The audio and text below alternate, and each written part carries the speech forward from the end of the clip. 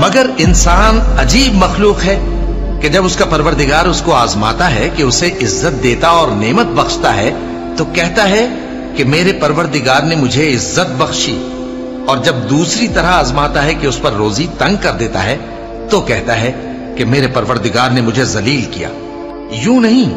बल्कि तुम लोग यतीम की खातिर नहीं करते और न मिस्कीन को खाना खिलाने की तरगीब देते हो, और मीरास के माल को समेट कर खा जाते हो और माल को बहुत ही अजीज रखते हो। यूं नहीं, जब जमीन कूट कूट कर बराबर कर दी जाएगी और तुम्हारा परवरदिगार जलवा फरमा होगा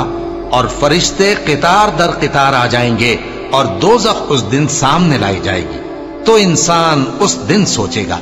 मगर अब सोचने से उसे फायदा कहां मिल सकेगा। कहेगा काश मैंने अपनी इस जिंदगी के लिए कुछ आगे भेजा होता, तो उस दिन न कोई अल्लाह के अजाब की तरह का अजाब देगा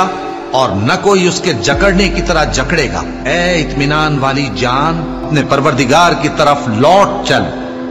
तू उससे राजी, वो तुझसे राजी, सो तू मेरे खास बंदों में शामिल हो जा और मेरी बहिश्त में दाखिल हो जा।